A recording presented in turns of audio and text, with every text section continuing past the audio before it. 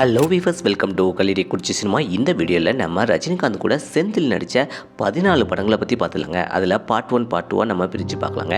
Part 1ல் 7 படங்களும், part 2ல் 7 படங்களை பற்றி, அதுக்கப்புறம் உள்ள 7 படங்களை பற்றி பார்ட் 2ல் 2வது வீடியோவை பார்க்கலாங்க. ஃபஸ்ட்டு பார்ட் 1ல் உள்ள படங்களை பற்றி 7 படங்களை பற்றி பார்க்கலாம். எந்த வருஷம் ரிலீஸ் ஆகிருக்கு, என்னென்ன கேரக்டரில் நம்ம செந்தில் வந்து நம்ம ரஜினிகாந்த் கூட நடிச்சிருக்காப்ல அப்படிங்கிறத இந்த வீடியோவில் பார்க்க போகிறோம். அதுக்கு முன்னாடி நம்ம சேனல் வீடியோவை இப்போ தான் ஃபஸ்ட் டைம் பார்க்குறீங்களா, நம்ம சேனல் வீடியோவை ஃபுல்லாக பாருங்கள், லைக் பண்ணுங்கள், கமெண்ட் பண்ணுங்கள், சப்ஸ்கிரைப் பண்ணுங்கள், கூடவே இருக்கிற பெல் ஐக்கனை மறக்காம கிளிக் பண்ணுங்க. வாங்க வீடியோக்குள்ள போகலாம். நம்ம ரஜினிகாந்த் கூட காமெடி ஆக்டர் செந்தில் நடித்த 7 படங்களை இப்போ பார்த்துடலாங்க. அதில் ஃபர்ஸ்ட் படம் பார்த்தீங்கன்னா 1985ஆம் ஆண்டு நம்ம ரஜினிகாந்தனுடைய 35வது வயசில் நான் சிகப்பு மனிதன் அப்படிங்கிற படம் தாங்க. இந்த படத்தில் நம்ம ரஜினிகாந்துக்கு ஜோடியா அம்பிகா நடிச்சுக்காப்ல. இதில் வந்து செந்தில் அப்படிங்கிற கேரக்டர்லேயே நடிச்சுக்காப்லங்க. இந்த படத்தை டேரக்டர் S.A. சந்திரசேகர் தான் டைரக்ஷன் பண்ணிக்காப்ல. இதில் நம்ம ரஜினிகாந்த் வந்து விஜய் அப்படிங்கிற கேரக்டரில் செம சூப்பராகவே நடிச்சுக்காப்லங்க.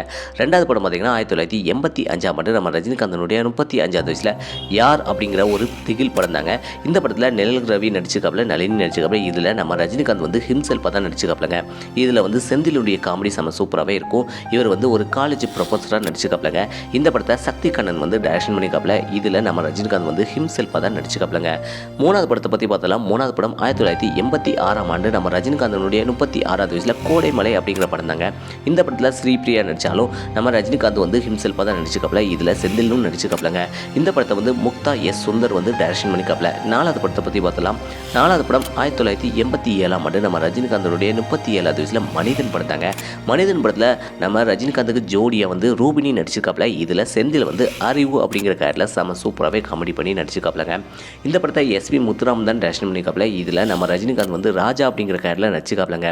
ரஜினி நடித்த 5வது படத்தை பற்றி பார்த்துலாங்க. 5வது படம் 1987ஆம் ஆண்டு நம்ம ரஜினிகாந்தனுடைய 37வது வயசில் வேலைக்காரன் படம் தாங்க.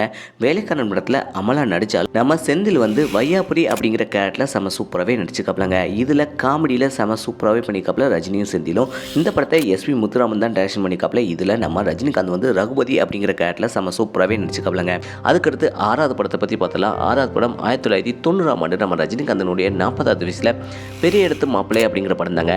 இதில் நம்ம ரஜினிகாந்த் ஹிம்செல்ஃபாக தான் நடிச்சுக்காப்ல. இதில் கனகா நடிச்சுக்காப்லங்க. இந்த படத்தில் நம்ம செந்தில் கவுண்டமணி காமெடி செம சூப்பராகவே அமைஞ்சிருக்கேன். இந்த படத்தை டேரக்டர் வந்து செந்தில் தான் டைரக்ஷன் பண்ணிக்காப்ல. அதுக்கடுத்து 7வது படத்தை பற்றி பார்த்தீங்கன்னா 7வது படம் 1991ஆம் ஆண்டு நம்ம ரஜினிகாந்தனுடைய 41வது வயசில் தர்மதுரை அப்படிங்கிற படம் தாங்க. இதில் கௌதமி நம்ம ரஜினிகாந்துக்கு ஜோடியாக நடிச்சுக்காப்ல. இதில் வந்து செந்தில் வந்து அழகப்பன் அப்படிங்கிற கேரக்டரில் செம சூப்பராகவே காமெடி பண்ணி நடிச்சுக்காப்லங்க. இந்த படத்தை டேரக்டர் ராஜசேகர் தான் டைரக்ஷன் பண்ணிக்காப்ல. இதில் நம்ம ரஜினிகாந்த் வந்து தர்மதுரை அப்படிங்கிற கேரக்டரில் செம சூப்பராகவே நடிச்சுக்காப்லங்க.